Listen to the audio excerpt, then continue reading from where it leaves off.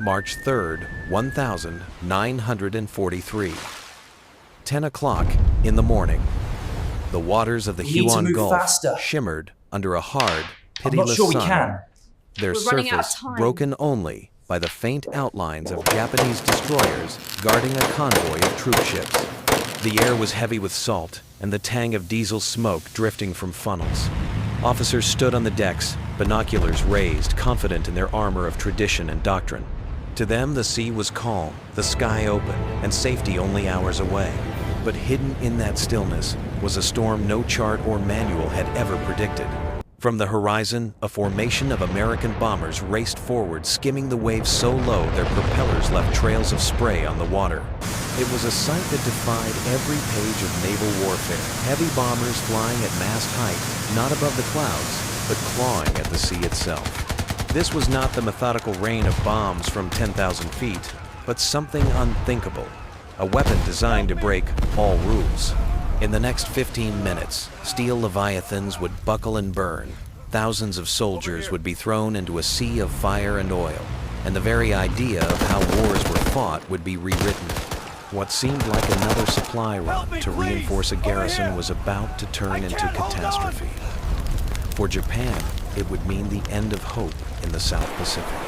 For America, it would prove that industry and invention could be sharper than any blade, deadlier than any fleet. Those who witnessed it would remember the moment forever, because in that quarter of an hour, the future of the Pacific War changed course, and a new era of battle was born. The sea that morning still carried the hush of routine, as if the waves themselves did not yet know they were about to witness disaster.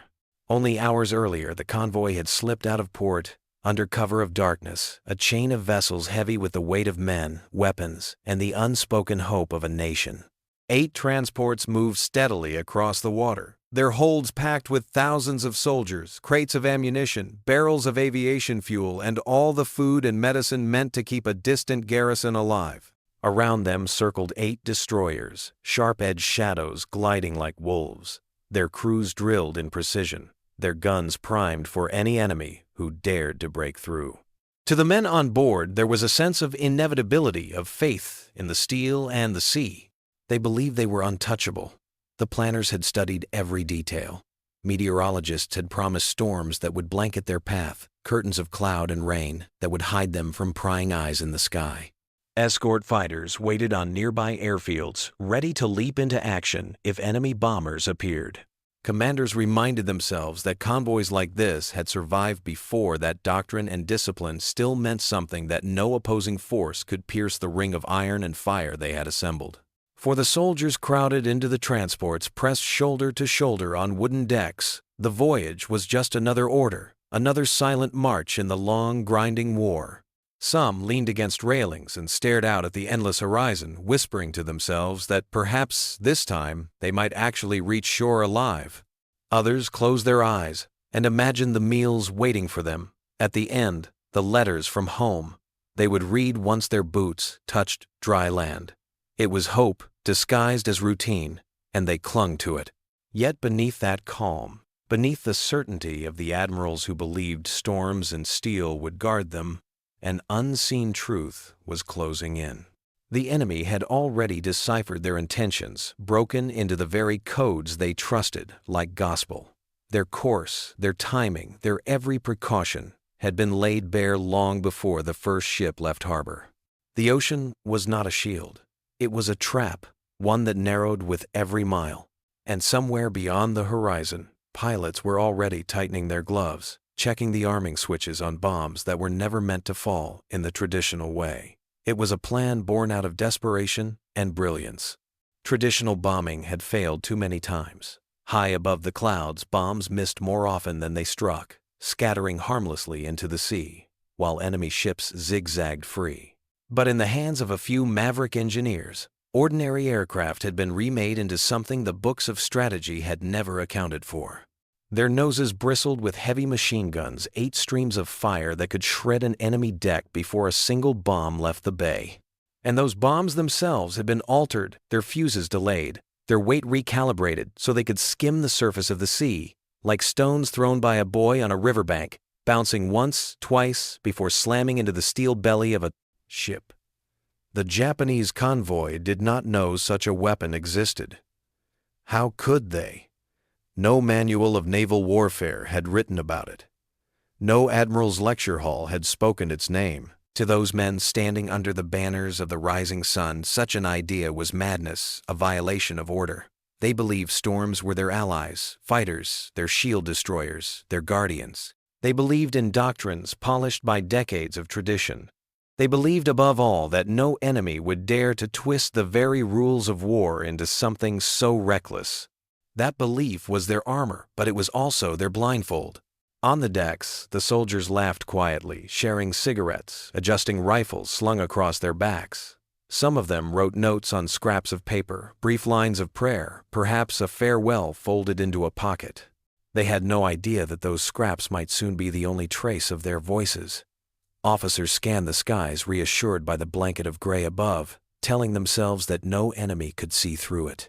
They trusted the storm to be their veil. But the storm would break, and when it did, their veil would dissolve into sunlight, exposing them to an enemy who had not only seen them, but had been waiting. What made it more tragic was the sincerity of their faith. These men were not fools. They followed orders with the conviction that their leaders had chosen wisely, that every calculation had been made to protect them. The admiral spoke of destiny, of the empire's resilience, of the divine protection that guarded them across seas. And the soldiers believed because belief was easier than fear. But belief does not stop bullets, and prayers do not sink bombers. In another corner of the Pacific, far from these ships, American crews were rehearsing for the moment. Their engines rumbled on jungle airstrips, the smell of oil and dust thick in the air. Pilots leaned forward in cockpits, remembering the countless hours spent practicing runs over wrecked hulks, perfecting the angle, the speed, the exact second to release. They were not following doctrine. They were creating it. Where the enemy relied on tradition, they relied on invention. Where the enemy trusted storms, they trusted mathematics, engineering, and the sheer stubborn will to turn theory into weapon. As the convoy pressed forward, unaware of what awaited, it seemed, the two worlds, the old and the new, were about to collide. One carried the weight of tradition, discipline, and a nation's hope packed into steel hulls. The other carried a handful of men and machines armed with ideas so radical they seemed impossible until proven true. The collision would last only minutes, but its echo would shape the war itself. For now, the sea remained deceptively calm. Soldiers leaned against railings, officers sipped tea in wardrooms, destroyer crews scanned the horizon for a phantom enemy they believed could not touch them. In their hearts, they carried the illusion of safety. But illusions are fragile, and when the first roar of engines broke through the sky, when the waves lit with fire and steel, they would understand too late that safety had been an illusion all along. The plan was in motion, invisible yet unstoppable, a secret written in codebooks and forged in workshops thousands of miles away. And while the convoy drifted toward what it thought was destiny, the truth was waiting sharp and merciless just beyond the curve of the horizon. The world was about to change, and every man aboard those ships was walking straight into the pages of history, not as conquerors, but as witnesses to the end of an era. They had watched the stars fall into words long before the first engines warmed. In a dim room, crowded with cigarette smoke and the soft clatter of typewriters, analysts bent over sheets of intercepted transmissions until the patterns unraveled into maps and timetables. What looked like a jumble of kana and numbers became under their hands a scheduled departure at midnight course, hugging the northern reef, estimated arrival at dawn, 3 days hence. There was a hush in the room when the final line confirmed what they had feared and hoped in equal measure: the convoy's exact route. For those men who read the codes, it was not only information. It was a responsibility that sat in their chests like a stone. They did not boast. They only passed the papers along the chain, and the chain tightened until it reached the engineers and pilots who would turn those letters into action. They worked like people possessed, not because they enjoyed danger, but because they understood the weight of the moment. In workshops down by the strip of beaten earth outside, the base mechanics bent over B-25 seconds until twilight. They removed the glass noses, replaced them with solid metal, and riveted into place cradles for heavy machine guns that would roar like thunder at sea level. Where pilots once trained to drop bombs from thousands of feet, new voices argued in favor of mathematics, angles, velocities, timing, until theory became practice. Bomb fuses were recalibrated to tick in the exact span of seconds necessary for a shell to skip the water and strike the hull. Engineers tested and retested their faces lit by the glow of welding torches and the cold blue of instrument panels. Each modification felt like an act of faith. Pilots came to the makeshift ranges at dawn, climbing into cockpits while the air smelt of fuel and wet earth. They flew low over hulks of rusted ships intentionally sunk in shallow bays, practicing the approach that would in a few weeks decide the fate of thousands. The first tries were clumsy. The bombs either plunged under the surface or detonated too soon, but the men did not lose patience.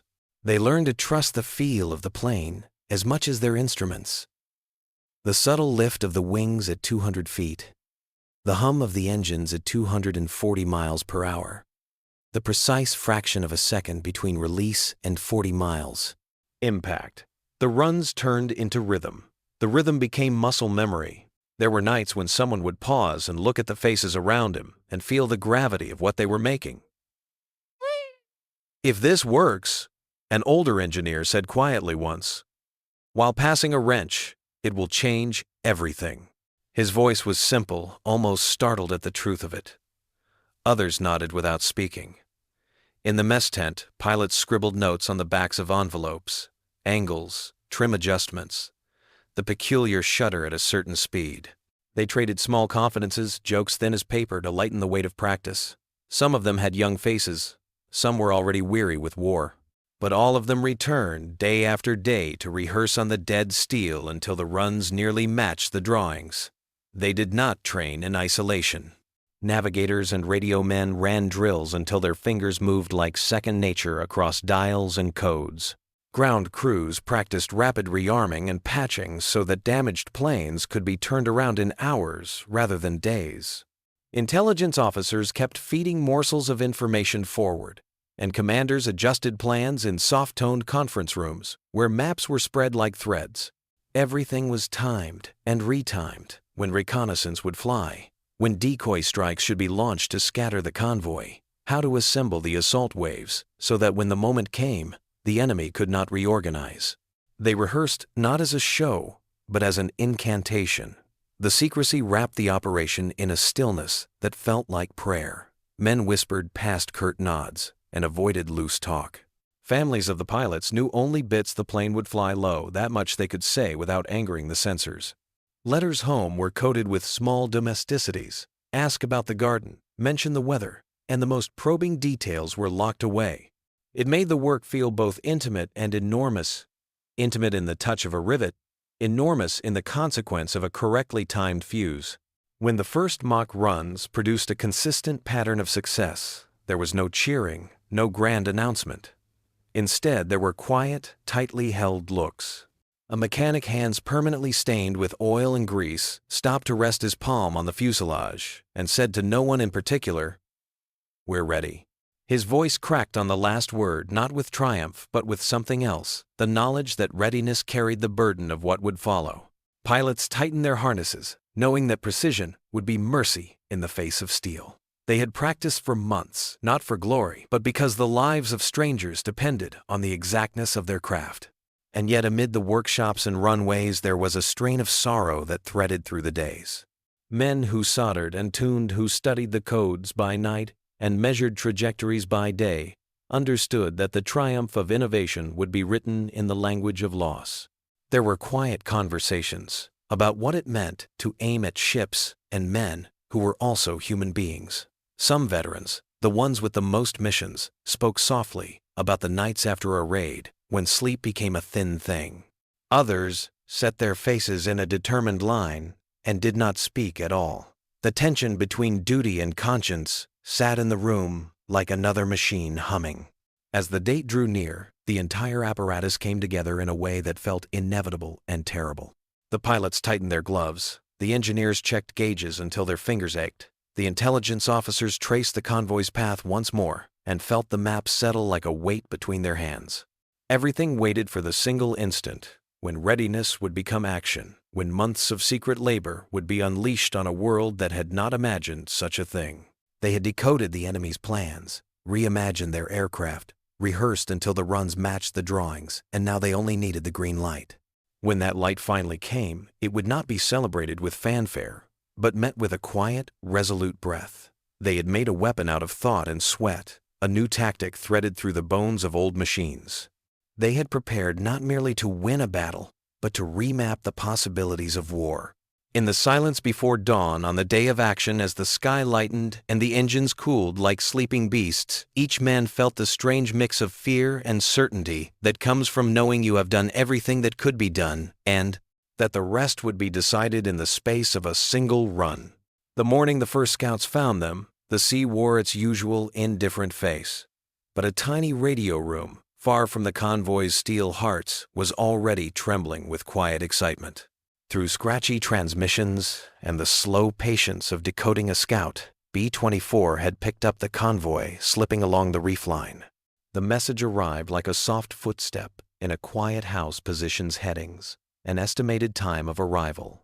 For the men who read those dots and dashes, it was confirmation. For the sailors on the decks, it would be nothing more than another line on a chart. The scout's camera gave no drama, just grainy silhouettes through cloud. But to those who had rehearsed what to do with such evidence, it was the first clear note in a score that had been months in the making.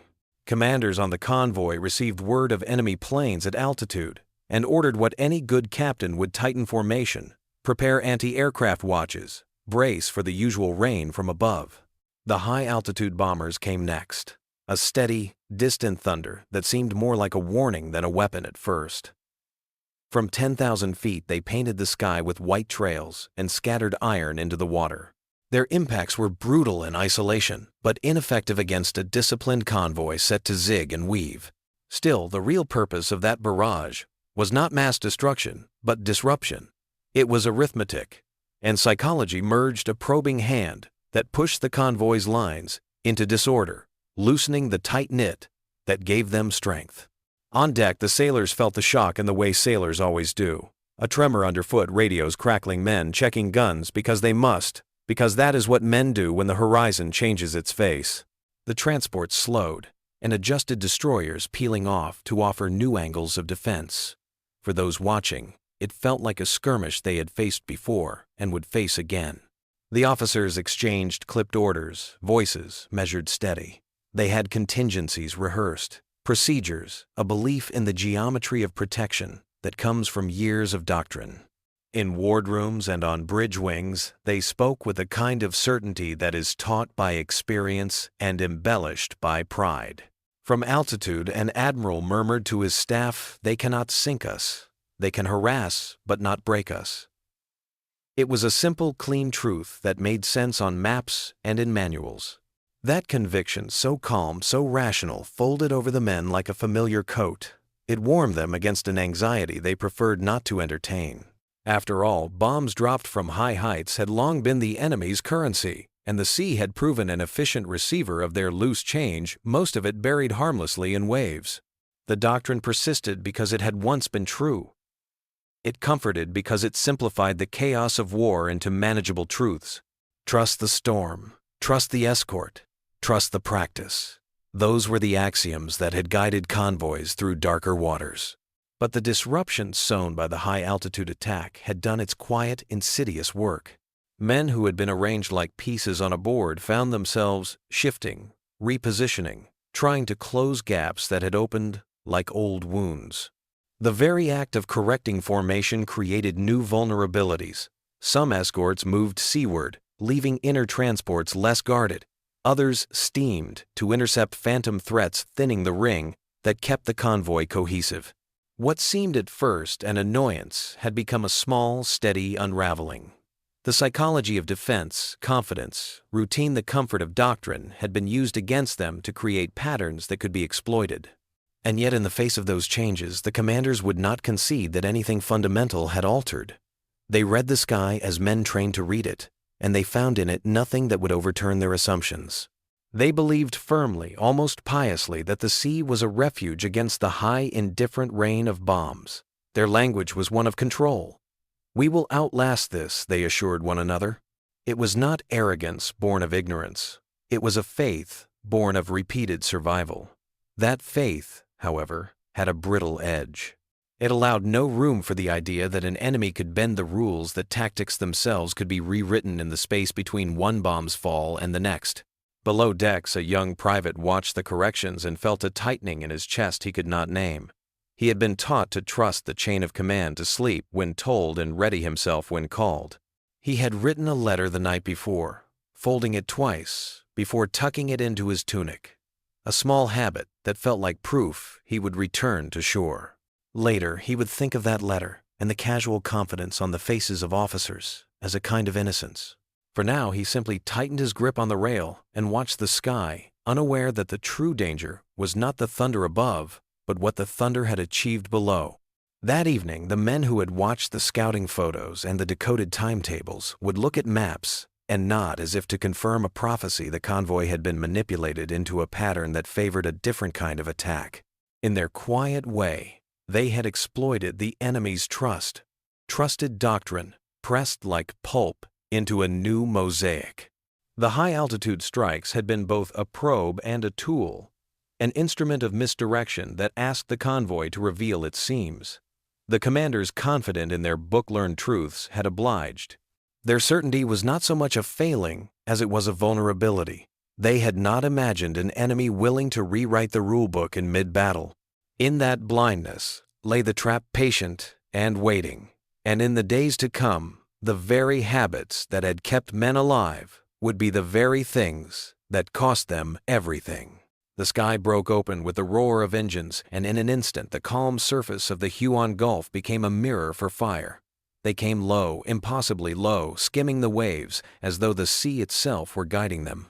From the decks of the convoy, men looked up and saw not distant shadows at 10,000 feet, but steel-winged beasts rushing straight at them, close enough that their propeller wash kicked spray into the air. It was the kind of sight that froze breath in throats, because it should not have been possible, and yet it was bearing down on them with a ferocity that felt like fate. Then came the sound, ripping, unrelenting, the scream of machine guns stitching fire across decks. Wood shattered, steel split, and bodies were thrown against bulkheads as 8 streams of tracers carved through the air. Gun crews tried to man their stations, but many were cut down before their hands could close on triggers. Those who crouched for cover heard the hiss of bullets tearing above their heads and felt the vibration of death moving closer. The first bomb struck not from the sky, but from the sea. Released at mast height, it skipped across the water like a stone tossed in a child's game, bouncing once, twice, then slamming into the hull of a transport. For a heartbeat there was silence, disbelief. Then the delayed fuse did its work, and the ship convulsed from the inside out, smoke and fire bursting upward in a fountain of wreckage. Men were flung overboard into waves, now boiling with oil and flame. Another bomb followed another detonation, until the horizon itself seemed to buckle under the thunder of explosions. One transport packed with soldiers and drums of fuel blossomed into a fireball that climbed hundreds of feet into the air. Another ship broke in two, its back snapped like a toy bow and stern lifting away as men clung helplessly to rails that would soon drag them under. The destroyers that raced to shield the convoy met the same fate. Skip bombs tore through engine rooms, while torrents of 50 caliber fire swept their decks clean. One by one, their silhouettes listed, burned, and slid beneath the surface, leaving only smoke and shrieks in their wake. Panic spread faster than the flames. Soldiers hurled themselves into the water, some stripped of boots, in desperation, others clutching rifles that pulled them down as they sank. Those who swam found themselves in seas, slick with oil, choking as the waves carried fire across the surface. The cries of the wounded rose and fell, swallowed by the roar of engines as more bombers pressed their attack, relentless, methodical, as if guided by an unseen hand, and through it all time betrayed its meaning. For the men on the ships, it felt like forever, each second stretched thin by terror. But for those watching from the skies, for the commanders who had studied and planned, it was only 15 minutes. 15 minutes that turned transports into coffins, destroyers into twisted wreckage, soldiers into shadows swallowed by smoke and salt. When the echoes finally faded, the sea bore no resemblance to what it had been. Where once a proud convoy had cut through the waves, now there was only a graveyard of flame, splintered wood, broken steel, and drifting men too stunned to comprehend what had struck them. 15 minutes had been enough to erase years of doctrine, enough to expose the fragility of belief in steel and storms. For those who survived clinging to debris and water that stank of fuel and blood, it was the moment they understood that their war had changed forever. And for those above, watching their bombs strike true after months of practice, it was the terrible fulfillment of all their preparation, a victory written in fire, sorrow, and silence. The smoke lingered long after the last explosions had faded, curling across the horizon like a funeral shroud. The sea, once blue and glistening, had turned black, with oil streaked red by the lifeblood of thousands. Where proud transports and sleek destroyers had sailed only minutes before, now floated the twisted bones of steel, and the fragile shapes of men thrashing, crying, or already still. For many there had been no chance to leap from the decks before fire claimed them. They died standing at their posts, swallowed by flame, their last breaths scorched from their lungs. Others had jumped into the water, only to discover it offered no mercy. The oil slick caught fire, spreading across the waves so that even the act of survival became a death sentence. Men clung to floating debris, coughing salt water and smoke, eyes wide in disbelief. Some screamed for comrades, others for mothers, some for gods, who seemed to have turned their faces away. A few tried to swim toward shore, though it lay impossibly far, their arms heavy with exhaustion and their uniforms dragging them down. Many more simply drifted too stunned to move their bodies, broken, their spirits emptied by what they had just endured. The cries of the wounded echoed across the water, thin and ragged, punctuated by silence as one voice after another was lost beneath the waves. Then came the sound again, the low, terrible hum of engines returning. Survivors lifted their heads at first with hope. Perhaps rescue. Perhaps the miracle of friendly ships arriving at last. But the reality was merciless. The same bombers that had reduced their convoy to wreckage circled back, and their machine guns opened once more. Tracers hissed into rafts and lifeboats, tearing canvas, splintering wood, cutting down men who had already lost everything but the beating of their hearts. The sea frothed under the impact of bullets, turning into a boiling cauldron of foam, oil, and blood. Some tried to wave white cloths, believing there might be mercy and surrender. There was none. The orders were clear: no soldier must reach shore to fight another day. It is difficult to imagine the despair in those final moments. Soldiers who had once believed in their invincible navy now watched the water itself become their grave. A few prayed aloud, their voices trembling, as bullets tore the waves around them. Others cursed fate or their commanders who had sent them into what was now revealed as a death march disguised as a mission. Most simply fell silent, letting go of planks and rafts slipping beneath the dark surface with a final exhale that no one heard. The oil burned into their eyes. The salt stung open wounds, and the smell of fire mixed with human suffering hung over the gulf like a weight that pressed even on the victors in the skies above. For the men in those planes, some of them would later remember the sight with pride, others with nightmares that followed them into old age. But for those in the water, clinging desperately to whatever floated, each second stretched into eternity. Each passing shadow in the sky, another reminder that survival had been denied them. When night fell, the sea still burned in places, flickering orange and black against the horizon. The waves carried corpses, gently rocking them, as though mocking the rhythm of life they no longer had. Rafts drifted empty, punctured by gunfire, their former occupants lost to the depths. The survivors who remained, scattered and broken, realized the truth that struck harder than any bomb: it was over. Not just the convoy, not just the mission, but their faith in protection, in rescue, in the future itself. The empire they served could not shield them.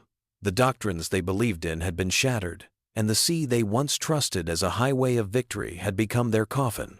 That night silence covered the gulf except for the lapping of waves against twisted steel. Thousands of voices had been silenced in the space of 15 minutes, and its brutal aftermath. Those who lived carried the knowledge like a scar inside their chests that they had seen not only the destruction of ships and comrades, but the end of an illusion. For in that water of oil and blood they had understood what their leaders had not yet admitted, that everything was lost and nothing would ever be the same again. The sea grew quiet after the fire had burned itself down, but the silence was not peace. It was the silence of a truth settling into the bones of history, a truth that neither side could escape. For the men who flew the bombers, for the engineers who had turned ordinary machines into instruments of impossible precision, and for the commanders who had dared to gamble on an untested tactic, the battle was a vindication. It proved beyond question that invention and industry could carve through strength of numbers, that the mathematics of production and the courage to break rules mattered more than sheer volume of ships or the fervor of fighting men. Those 15 minutes in the Huon Gulf told them they had changed not only a battle, but the very language of war. In the debriefing tents, the pilots did not shout or cheer. They were exhausted, their faces drawn from the hours of practice and the intensity of the run. Some leaned against crates, staring at their boots, replaying the sight of ships erupting in flames, of men leaping into seas that offered no salvation. Others spoke softly, their voices weighted with both pride and unease. It worked, one said, almost to himself. The words were simple, yet they carried the enormity of years of trial and doubt finally resolved. Behind those words, however, lingered the shadows of what that success had cost. They had proven the power of their invention, but they had also seen the humanity of their enemy consumed in oil and fire. For them, the legacy was double-edged, triumph in strategy, sorrow in memory. For the defenders, the meaning was heavier still. The myth of invincibility, the belief that the spirit of the warrior could stand against any enemy, shattered that day. For years they had trusted in courage and tradition and doctrines written by admirals who believed storms and sacrifice could shield them from steel.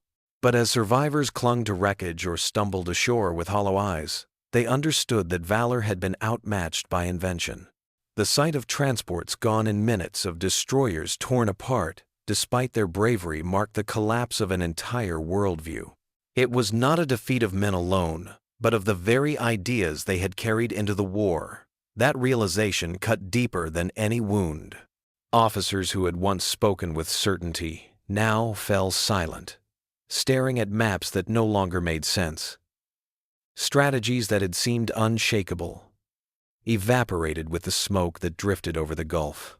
If ships cannot survive, one commander whispered, then what is left to defend?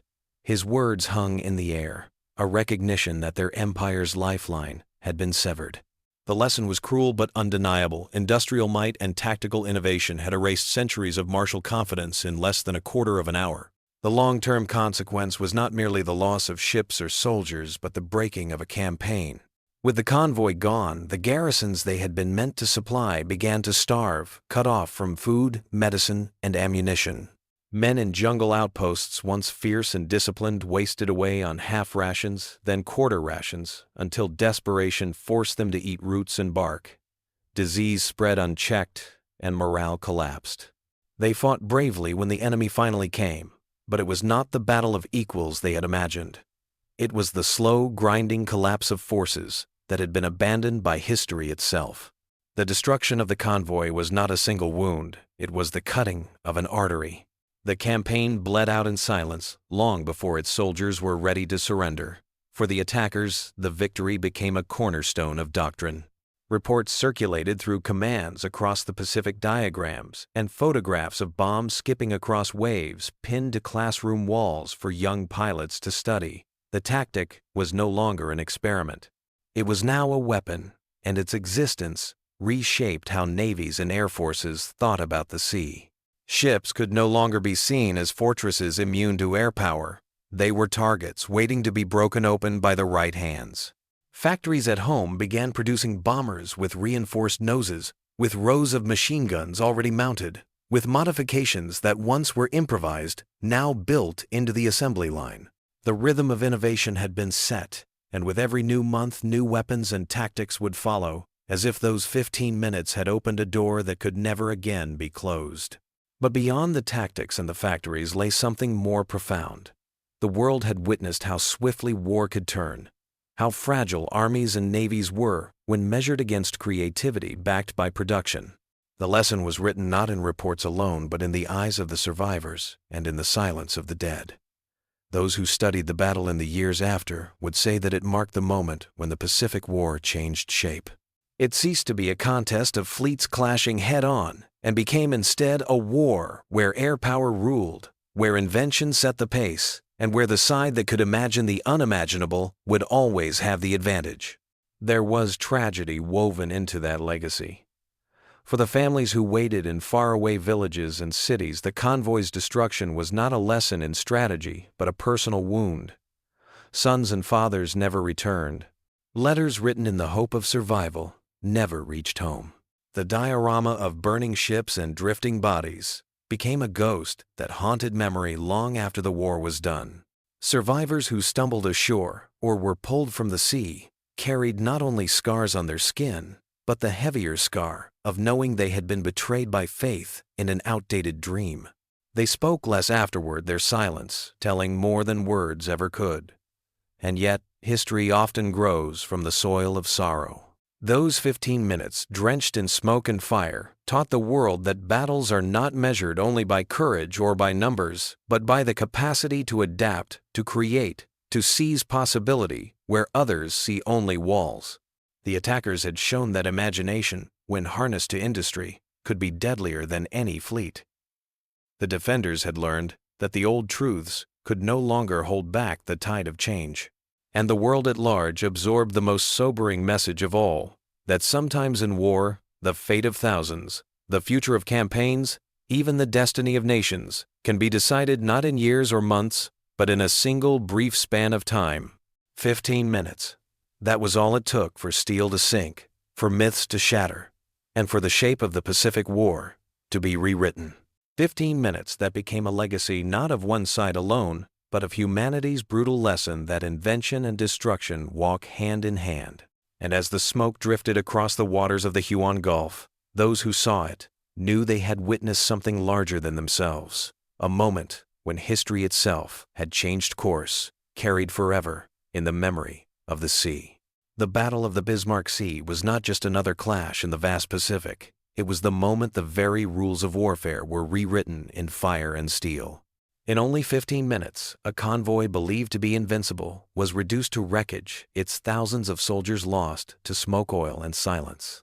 What began as a secret plan in code-breaking rooms and workshops ended as a spectacle of destruction that proved beyond all doubt that invention and industry could outweigh sheer numbers and tradition. The attackers left the skies knowing they had changed the war. The defenders who survived were forced to accept that courage and spirit, however fierce, could not hold back a tide powered by factories, machines, and innovation. The Pacific War would never be the same again. When we look back now, it is impossible not to feel both awe and sorrow. Awe at the brilliance of a tactic so daring it defied every doctrine. Sorrow at the human cost that stained the waters black. History does not spare feelings. It tells us plainly that courage alone was not enough, that survival belonged to those who could adapt and innovate faster than their enemies. And yet within this tragedy lies a truth that continues to echo through time. Battles are not always won by strength, but by imagination sharpened into action. But here is the real question. How many more stories like this remain hidden in the pages of forgotten reports, in the memories of those who lived and died in archives, waiting to be rediscovered? The Battle of the Bismarck Sea is only one chapter. But history is filled with moments where a single decision, a single hour, or even a single quarter of an hour altered the destiny of nations. So if this story stirred something in you, if it made you pause, if it made you wonder, if it made you feel the weight of history breathing across decades, then stay with us. Subscribe, follow, share, and let yourself be pulled deeper into the shadows and the light of the past. Every week, we uncover more of these turning points, stories buried beneath dust and silence, waiting to remind us that history is not dead, it is alive, and it shapes who we are today. What other secrets lie beneath the waves? What forgotten battles still whisper lessons we have yet to learn? The answers are waiting.